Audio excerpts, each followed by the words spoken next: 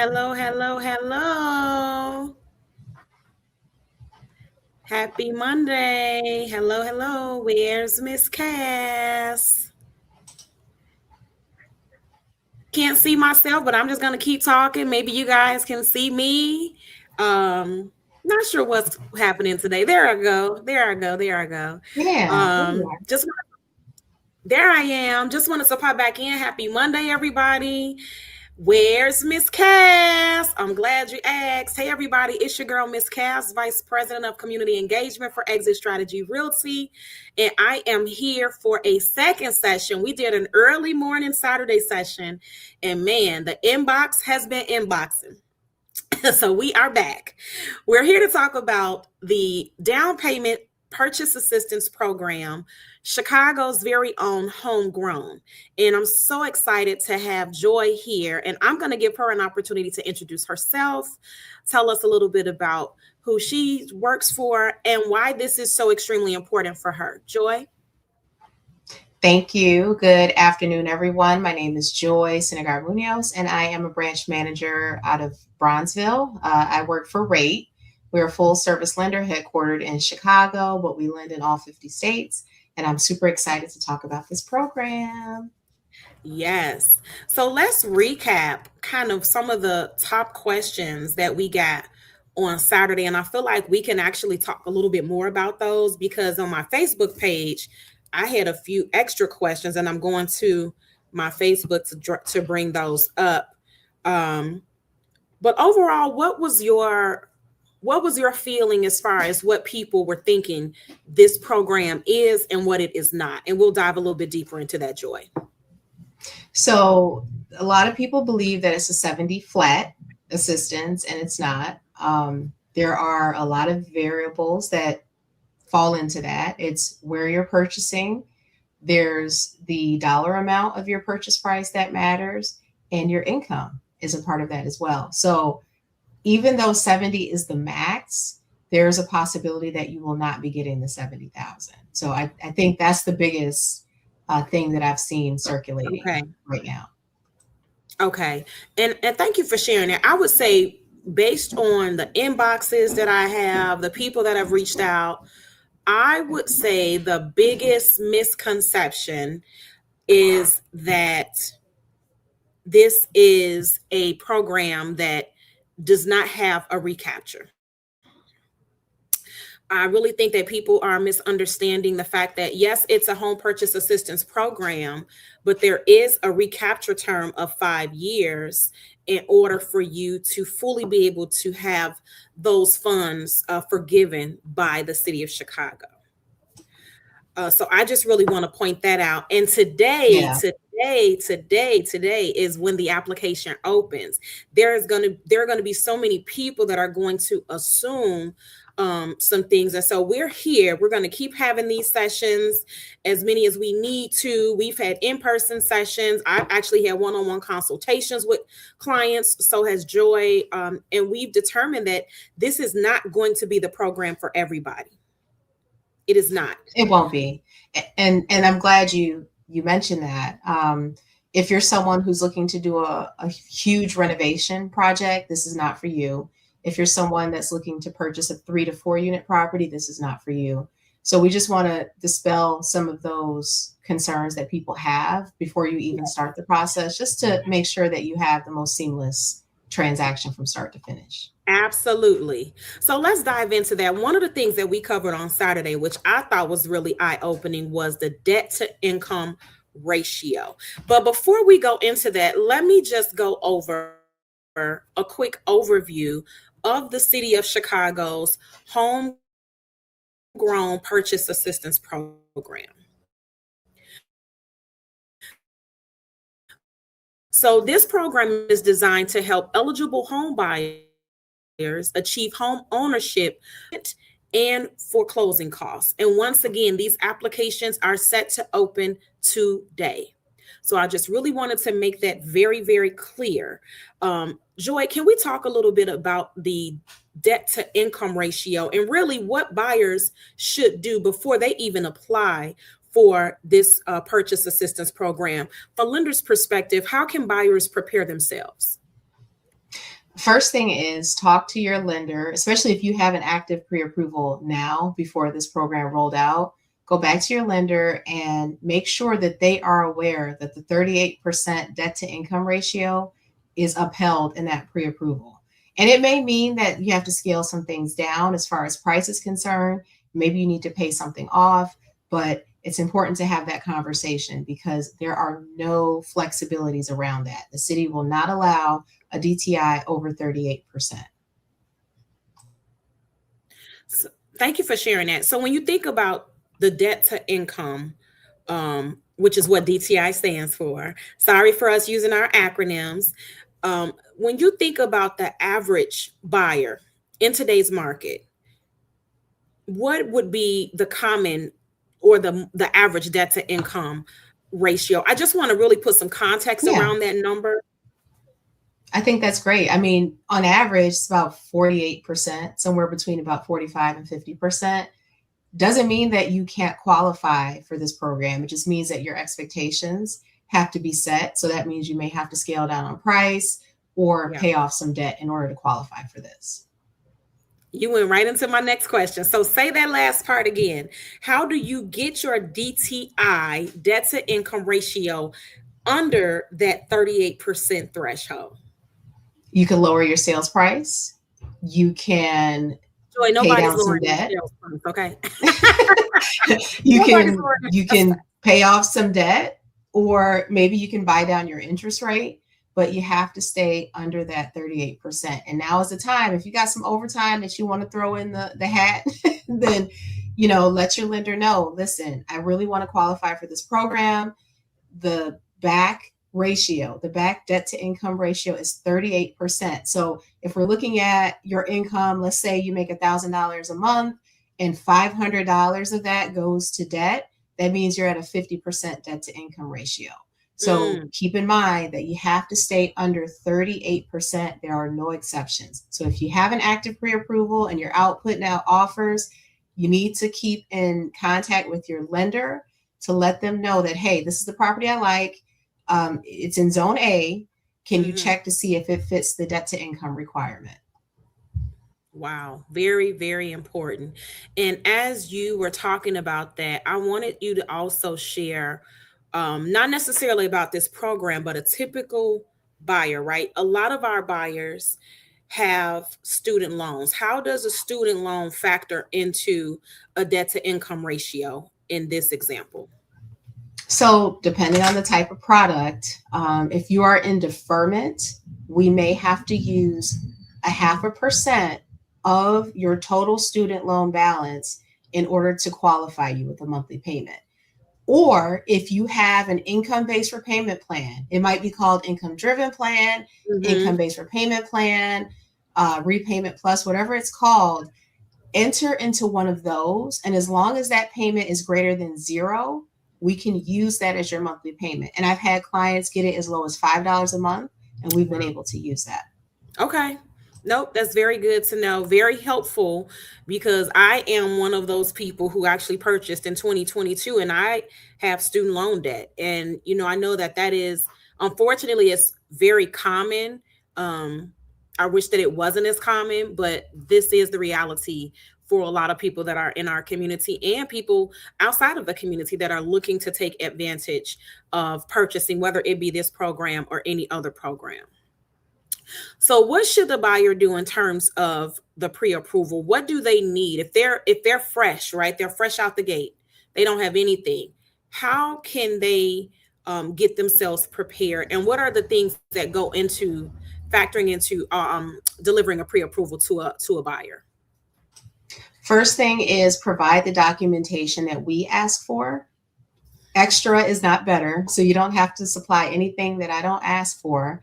We may need, W-2s. We may need your last 4 pay stubs, and we definitely need bank statements. Just make sure that you supply those things to us in a timely fashion because things may change. Your income may decrease. We want to see the full picture. So when you're out shopping, you are ready to roll. There's no way you should have a pre-approval without providing your pay stubs, W-2s, or bank statements.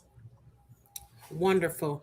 credit scores. What are we looking at in terms of credit scores? Because what we determined in looking throughout the documentation for this purchase assistance program is, from our understanding, that'll be our caveat throughout this entire presentation. From our understanding, the city of Chicago does not set a credit score requirement. Based on the documentation that we've looked at, and we've been looking at it day in and day out, this is still going to be at the discretion of your lender. Joy, can you talk a little bit about the different types of programs, or I would say portfolio products that you have, and what does that mean in terms of credit score? Because this is not just for one particular lending product. Right. And kudos to the city for that, honestly. I think not putting a credit score requirement really helps us reach the borrowers, because sometimes credit isn't a clear indication of your ability to repay. The debt to income, them focusing on that allows us to really pursue housing stability, making sure you're not, getting more than what you qualify for a home loan. But, for me, as far as lenders are concerned and what we require, for instance, if you're going FHA, we can do as low as, 500 in some instances, depending on what the situation is, but the standard is 580. If you are a VA borrower, we do not have a credit score requirement for that. And if you're looking at conventional, bank on 620, more or less. Okay, wonderful. And while we're talking about this, can we just put a PSA out to our wonderful sellers? Because a buyer is approved through FHA, one thing that I want to really help our sellers out with is a true understanding that an FHA buyer is a legitimate buyer. They have gone through the steps, they have provided their documentation, they have worked with their lender. I really want us as a society to understand that our FHA buyers are not the buyers at the bottom of the barrel. Can you talk a little bit about that misconception? I would just feel remiss if we didn't talk about that. I think that's important to talk about. I see it as a form of discrimination, believe it or not, when you look at how a person is qualified to determine whether or not they can purchase your home. Same rings true to veterans. These people have fought and earned that benefit. I think that if you just don't understand the product, that's okay too. And you could call the lender and have a conversation about what the differences are. But honestly, the difference for FHA versus conventional just falls down to the property. If there's anything that's, like peeling paint or broken windows that don't open, FHA would have a problem with that. But I would assume a conventional buyer would as well. So I would just, I would task the seller with preparing their property the same way they would for FHA versus conventional, because whether a conventional buyer finds it on the inspection or we find it on an FHA appraisal report, you will have to correct those items. Correct. So she gave you the long answer. My answer is call Joy. If you're a seller, before you put that property on the market, call Joy. If you have questions about some of the myths about FHA buyers versus conventional, call Joy. The one thing that we have to get better at, even us as realtors, is making sure that our sellers are empowered with the right information, because they trust us as the experts, right? And sometimes we don't even know. So to my realtor partners out there, call Joy, right? Make sure that we understand and we're messaging the benefits of all of these products. And sellers, when you're done talking to Joy, call Cassandra. Call me. Let's go a little bit more into the program itself. So we talked about DTI. We talked about the credit score still being at the lender's discretion. Super dope that the city of Chicago did not is allowing the lenders to really truly continue to do what they do best. I want us to talk a little bit more about something you mentioned earlier, because you mentioned Zone A.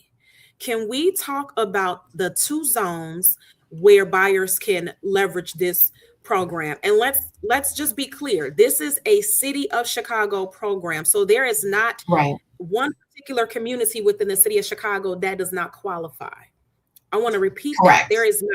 There is not one particular community. This is for all of the city of Chicago. Now, the difference comes in where that property is located. So, Joy, talk to us a little bit about Zone A and Zone B, and then I'll share my thoughts as well. Sure. So there's two parts, Zone A, Zone B. There is an interactive map that they have on the website where you can type in an address of interest and it'll tell you what zone it's in. Zone A Yes. properties are properties that have had significant shifts in price that have gone up.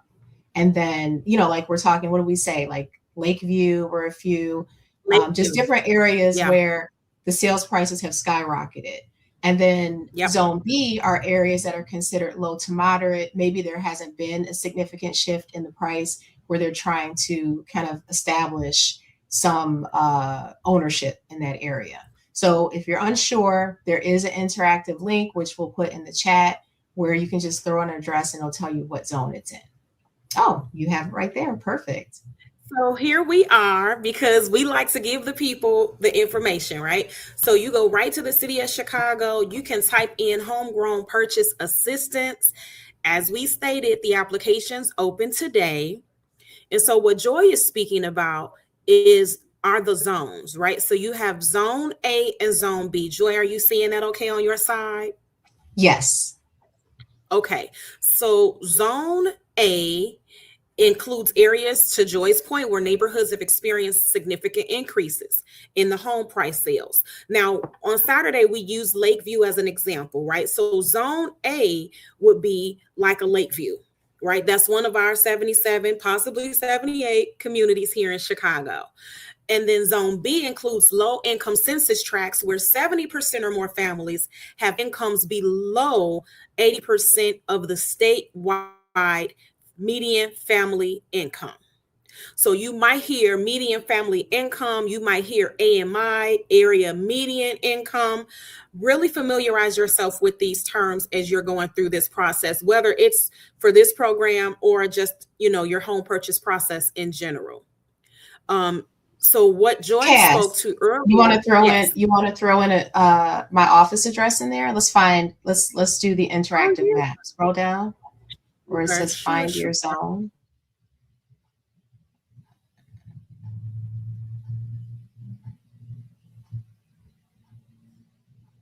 Uh-oh, you froze. Uh-oh, we lost her. So while she's coming back, I'm going to put in an address to see what zone my address where the office is located would come up as.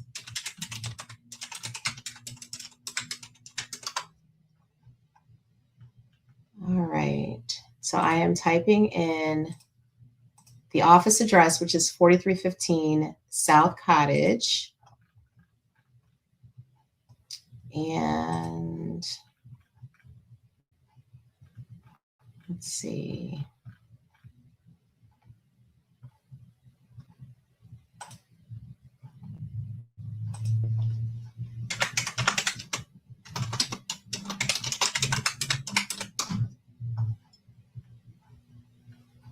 That is Zone B. And she's coming back. Sorry. I shouldn't have asked you to do that. Oh, Maybe it threw everything off. I had a little hiccup, and I don't know if it was my screen behind me, but I just stopped everything just so we could jump right back in. Okay. So I'm going right back in to the homegrown site on the City of Chicago's website. And I looked it up. Yeah, it came in Zone B. And it came in Zone B. So we're going to see the screen. Okay. So this is the actual interactive find your zone tool, and you can put in any address. So buyers, you can really empower yourselves before you even go through the process of saying, oh, I want to go and see this property, or I want to go and see this building. You can get up to 2 units, keep in mind. So you can put that address in. Joy, what's the address? 4315? 4315 South Cottage Grove Avenue. All right. Yep. So there we go.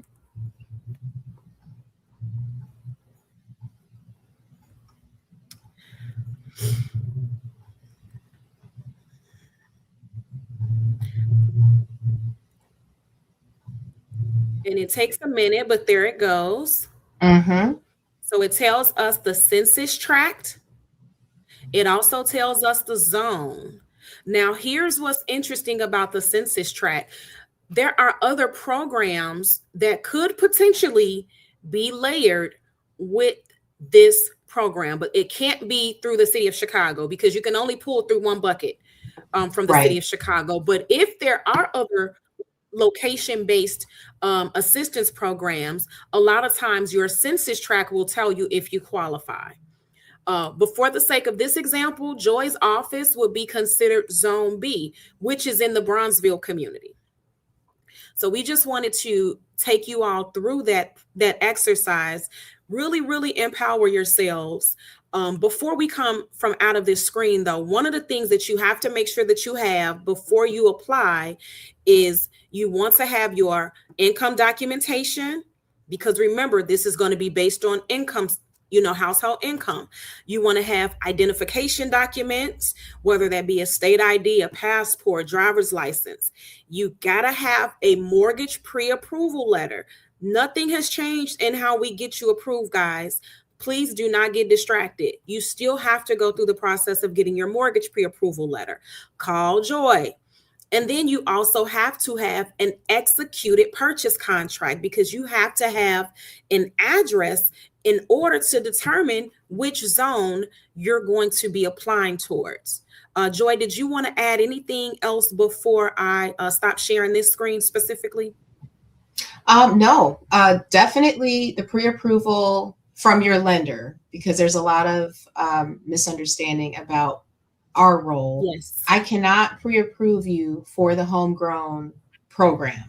I can only pre-approve you for the loan, and then you make the connection with homegrown, and we communicate with them throughout the process. But if someone's telling you that they can get you pre-approved for this homegrown program, that is incorrect. So I just want to make that very clear. I can give you all the resources as we're doing right now, but the bulk of my skill set is just getting you pre-approved for the home, making sure you understand the next steps in that process. So just keep that in mind. Yes. I'm so glad you mentioned that, because I've had to reach out to a few people like, what is the messaging that we're sending out, right? To Joy's point, you cannot be a pre-approved lender for this program. You cannot be a preferred lender for this program. Your agency does have to be a good loan company, or you have to be a good lender in good standing with the state of Illinois. That's a given, but That's it. Yeah. there really isn't a way to usher you in to this program through a pre-screening process. Your pre-screening process should look just like this. You sitting down, talking to your realtor, talking to your lender to say, I'm interested. What do I need to know? How do I move forward? Or if you already have your pre-approval, now you have the power to actually go to the website on the City of Chicago's website, Homegrown Purchase Assistance. You have the power to put in the address. You have the power to put in the address so you can get the zone. Now you know the zone that you're going to qualify for. Now your lender is going to tell you, well, here is your household income. Everybody over the age of 18 who will reside in the home has to provide their income, right? Doesn't matter if they're on the pre-approval. That's another very, very big step that people are not understanding. So if I'm on the pre-approval, but I have my nephew on the living in the home, right, who's 20, and then I have my other niece, and maybe she's 18, they all have to be on the homegrown application in terms of income. If they have a summer job, income has to be disclosed. If they have a part-time job, income has to be disclosed. It does not matter that they're not on the pre-approval that Joy issued to me, because they're going to reside in the home. So be And very mindful also, of that. yeah, and also the documentation that the administrator may need for the homegrown program may not look like the documentation I may need to pre-approve you. So they may ask for tax returns. I don't need tax returns. So important to keep that divide, that separation, because what you provide to them could cause issues with what's going on with me and vice versa. So just, communicate, say, hey, Joy, I'm not sure what I need to provide you versus what I need to provide them. And I'll make it very clear what I need to get you the pre-approval or even approved may be very different than what they need. Absolutely. Hopefully that helps. Now, one of the questions that we got on Saturday was, for clarity, a client must have an offer in place to apply. We've answered that. Yes, you have to have an executed contract. You have to have an executed contract. One of the other questions that we received was, will I need to bring anything to the closing table? Joy, I'm going to let you You handle that one. So you will have to contribute 1%. That's the requirement. So Yes. 1% of the transaction, if you're buying a $300,000 home, that's $3,000. Now that could comprise of your earnest money. That could be your home inspection. That could be your appraisal fee. That could be any application fee that you pay, but you do need 1% in the transaction. Correct. So if you have not contributed any of that, expect to have to bring at least 1% to the closing table. Yeah, those were some excellent questions. And I didn't actually see those until after we wrapped our session on Saturday morning, because I was in the middle of showing an entire two flat. Speaking of 1 to 2 units, I was in the process of showing one of my listings over in Woodlawn, and the agent literally walked in and was like, hello, hello. And we were still streaming live. But again, it's important that we make time to do this, because what we don't want to do is we don't want our community to miss out, right? We don't want anybody to not be able to take advantage because of misinformation, because they didn't understand. And before we wrap this up, one thing that I really want to highlight, what the grant can be used for, because again, there's so much information floating around, and I really just want to get straight to the point. Here's what the homegrown grant can be used for. And we've said it a few times, so we're going to continue to repeat ourselves until our community gets it. 1, down payment assistance. 2, closing costs. Those are the only 2 areas where you can leverage this program. It is a phenomenal opportunity for buyers who have been on the sideline, right? Not really understanding how they were going to bridge the gap with financing and funding. This is a perfect opportunity for you.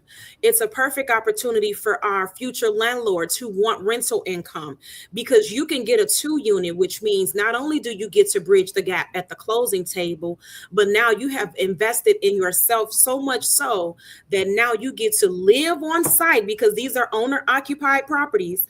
You get to live on site and collect rental income to help establish the foundation for your family's generational wealth. What a phenomenal program this is. And you hit the nail on the head when you said primary residence, okay? This is the city of Chicago. The city of Chicago is very aggressive as it pertains to you following the rules of their program. Yes. You must live in the property for 5 years. Yes. When we talked about recapture, they will watch the deed. So if you transfer from your name to an LLC, they will be notified about that. If you sell during that time, they will be notified. So just keep in mind, I know it seems like a good opportunity to get in there and then just switch it over to an LLC and rent out both units. I mean, even if I've had people rent to Section 8 tenants, the city found out about that and they had to repay any city programs. So just keep that in mind when you're using this program, that you intend to use it as your primary residence for the next 5 years. Abide by the rules. Now, what you can do if you want to leverage that vacant unit, you absolutely can house Chicago Housing Authority voucher holder or anyone else from a program such as that, for that matter. And I actually highly encourage it, because I feel like there is such a disservice that's done to our voucher holder community when that is really your opportunity to make sure that you have guaranteed rent every single month. Like, why aren't we leveraging our programs and providing housing at the same time? It's a win-win if you do it the right way.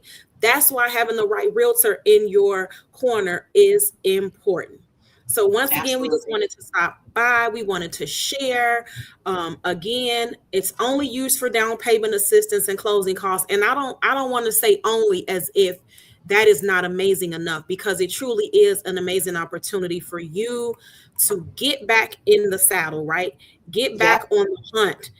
I would highly recommend you focus on the multifamily. Focus on that Yeah. 2 unit. Don't even play around with anything else. Go straight for that 2 unit. Live in 1 unit. Let your tenants pay most of your mortgage. When you do that, there are certain stipulations. So you do have to take classes in order to Yeah. take advantage. You do want to connect to a HUD counseling center. They are also listed on the City of Chicago's website. None of this is hidden. Everything is available for us to read. Okay, go to the HUD Counseling Center's site, connect, get the certificate that you need. Now, if you're going to purchase a two flat, oftentimes the city will ask that you go and do the property management Yep. training. Community Investment Corporation, shouts out to CIC, has one of the best property management courses, and that certificate is good for 2 years. And right now they are doing that all throughout the community. Exit Strategy Realty's Southside location was actually a host about a month ago. Actually, that was in May. It feels like that was so far away. We hosted the May class, so shouts out to them. For $60, you get to sit in a room with investors, mom and pop landlords, property management companies, realtors, and join them throughout that entire day in activities and conversation and education about how we make sure that you protect your investment, which is your property. $60, you all. So there are resources all throughout Chicago. As someone who was employed by the city of Chicago, I know exactly how these programs work. To Joy's point, there are going to be balances and checks. So you do not Yes. want to get into the program and try to take advantage in the wrong way. Get in, do what you need to, color in the lines, as I tell people, and build that foundation for your family's wealth through this program, through that property, and continue building after that, because they don't say that you can't buy, you just can't move for 5 years. So Right. within the 5 years you can really set yourselves up for success. Want to know Absolutely. how? You got to reach out to me. Yep. That's all I got. That's hack. Look, Joy, close us out. Well, thank you so much for having me on. I am here to answer any lending questions you have about this program. Yes. I will make sure that you're successful at getting through. I'm not saying that I'll get you pre-approved for the program, but It in doesn't studying exist. it doesn't exist. But knowing how it works, I can set you up for success. We know what you can't do, what you can do, how Yeah. much you can actually get, what areas. We know all of that. So if there's questions and you want to, like, you see a guideline on the website and you just need Yeah. some more clarity, I can definitely help you with that from the lending perspective. And if you have questions about the zones and all of that, you need to call Ms. Cass because she's the queen of navigating that scenario. But feel free to reach out. My information is below. You can call or text me at that number anytime. And I look forward to helping you achieve home ownership and success. Yes. And here's the thing. Thank you, Joy. Whether you use us or not, we're going to keep sharing the information. We're going to keep sharing. We're going to keep coming back. Why? Because we already blessed and favored. So whether Yeah. you leverage us, whether you don't, the biggest thing is to make sure that our community truly understands this program. I think I saw another question here. This was actually from our Oh, this was from our Saturday session. I'm sorry. Did you get a chance to reach out to Miss Kim? She was asking about the requirements. Did you guys get a The chance to link. chat? Um, no, I don't have her number, but I was going to put the link in the comments and then the Okay. comment way. So I can reach out to her to make sure she gets what she needs. because she Okay. needed a list of the full requirements. But Yes. again, full requirements, full household who's over the age of 18, you have to disclose their income. You have to be willing to provide your tax returns. So, they're not looking for income, but they are looking to see if you've owned a home in the past 3 years, whether it was here or somewhere else. And we didn't talk about the scofflaw. Be prepared in the event that you owe any city debt to either enter into a payment plan or be prepared to pay it in full. And honestly, I encourage you to seek out a payment plan now, especially if you're actively looking, or look into any amnesty opportunities that might be available to you. Wonderful way to close us out. I don't have anything else. You have our information. You have your homework. We've given it to you, Chicago. So make sure that you do your due diligence. All of the information that we shared is available at the City of Chicago's Homegrown Purchase Assistance Program page. All of the information. One of the tips, finally, that I will say is do not download the FAQ. Continue to visit the City of Chicago's website, because the FAQ, you're talking to a former employee of the City of Chicago.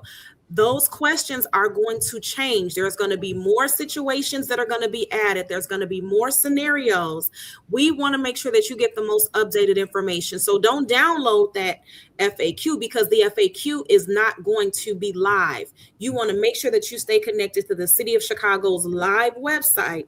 So when that FAQ is uploaded and it's edited, you can go right to that link at the City of Chicago's website to get those updates.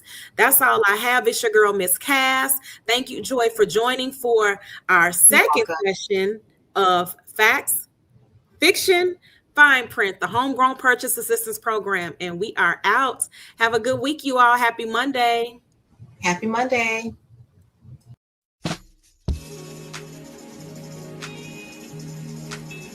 Where's Miss Cass? I'm glad you asked. Hey, Chicago. Introduced to Cassandra, aka the Dream Team.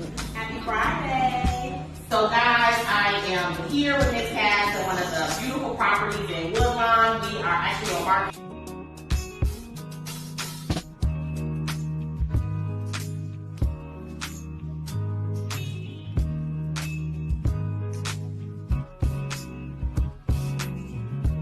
How are the condos? Is a condo a good purchase? Yeah, that's not the way to go. Don't do it. That is not